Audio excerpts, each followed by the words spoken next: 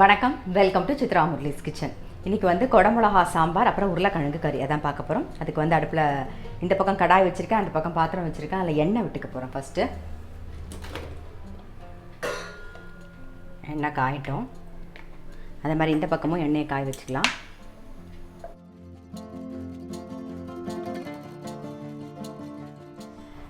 கடாயில் எண்ணெய் விட்டுருந்தோம், காஞ்செடுத்து ஃபஸ்ட்டு உருளைக்கிழங்கு கறி பண்ணிக்கலாம்.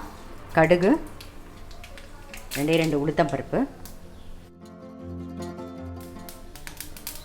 இஞ்சி கட் பண்ணி வச்சுருக்கேன், கொஞ்சம் கருவேப்பிலை சேர்த்துக்கலாம். கொஞ்சம் மஞ்சப்பொடி சேர்த்துக்கலாம். வேக வச்ச உருளைக்கிழங்கு,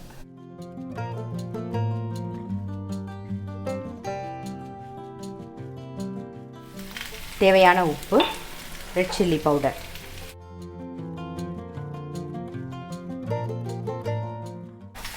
அதுக்குள்ளே அந்த பக்கம் வந்து எண்ணெய் காஞ்செடுத்து ஸோ அந்த பக்கமும் வந்து தாளிச்சிடலாம். இது அப்படியே வதங்கிட்டு இருக்கட்டும். கடுகு, 2 வெந்தயம், பெருங்காயம்,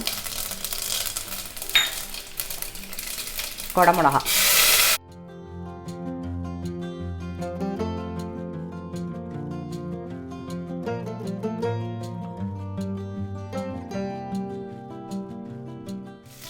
கொஞ்சம் மஞ்சள் பொடி சேர்த்துக்கலாம்.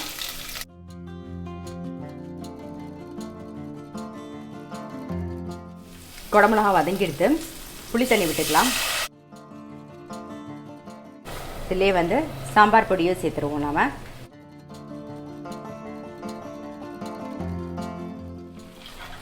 சேர்ந்து ஒரு கொதி வரட்டும்.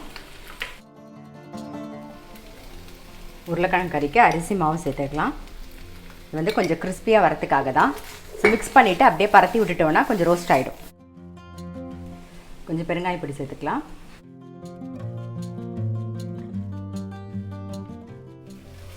புளித்தண்ணி நல்லா கொதிச்செடுத்து பருப்பு, தோரம் பருப்பு வேக வச்சு ரெடியாக வச்சுருக்கோம், அதை சேர்த்துருவோம்.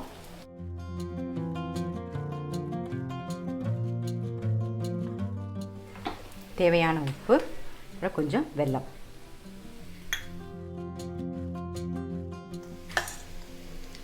சாம்பார் நல்லா கொதிச்சிடுத்து. இந்த சாம்பாரும் ரெடி ஆகிடுத்து. இந்த பக்கம் உருளைக்கிழங்கு கறியும் ரோஸ்ட் ஆகிடுத்து. ஸோ ரெண்டுத்தையும் ஆஃப் பண்ணிவிடுவோம். மேலாக சாம்பாருக்கு கொஞ்சம் கொத்தமல்லி மட்டும் போட்டுருவோம். அப்படி இந்த உருளைக்கிழங்கு கறிலையும் மேலாக அவ்வளோதான். ஸோ நம்மளுடைய குடமிளகாய் சாம்பார் அப்புறம் உருளைக்கிழங்கு ரோஸ்ட் வந்து ரெடி.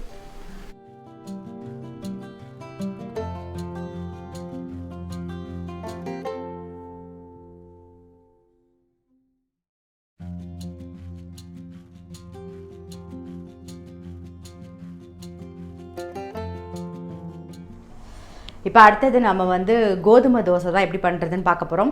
அதுக்கு 1 கப்பு கோதுமை, அதாவது 1 கப்பு கோதுமை மாவு, 2 கப்பு தண்ணி எடுத்துருக்கேன். எந்த கப்பில் கோதுமை மாவு அளந்துக்கிறீங்களோ அதே கப்பில் 2 கப்பு தண்ணி எடுத்துக்கோங்க.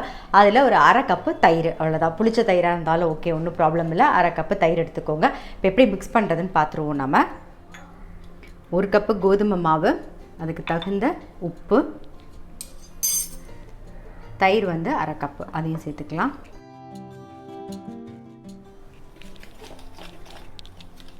ரெண்டு கப்பு தண்ணி விட்டு நல்லா கரைச்சிப்போம்.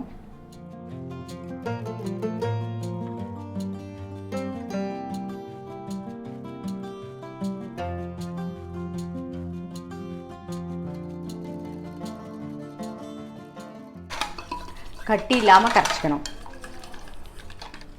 பாருங்க, இந்த அளவுக்கு கரைச்சிக்கணும். தெரியுதா? இந்த மாதிரி இருக்கணும். இப்போ இதில் வந்து வெங்காயம், பச்சை மிளகா கட் பண்ணி போட்டுக்கலாம். நாம் நல்லா பொடியாக கட் பண்ணி போடுங்க.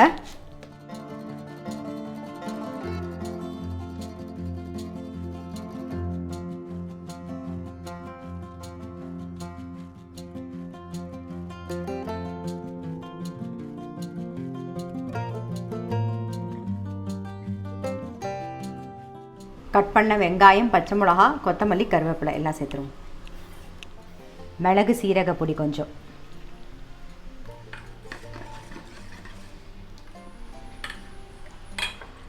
நம்ம வந்து கோதுமை மாவை கரைச்சிட்டு வெங்காயம், பச்சை மிளகா எல்லாமே சேர்த்தாச்சு. இப்போ வந்து அரிசி மாவு ஒரு 1/4 கப் சேர்த்துக்கலாம்.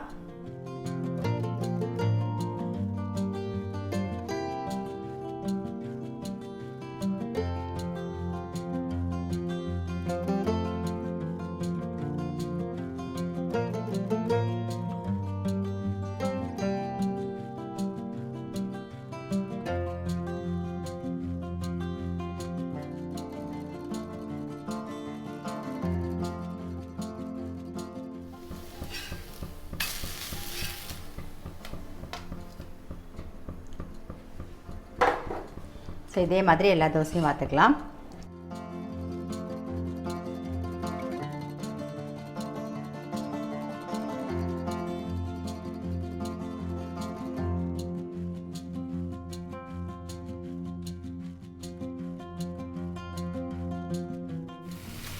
பச்சை மிளகா, இஞ்சி, கொஞ்சம் கொத்தமல்லி, தேங்காய், உப்பு, பொட்டுக்கடலை கொஞ்சம் இதை அரைச்சி எடுத்துகிட்டு வந்துடலாம்.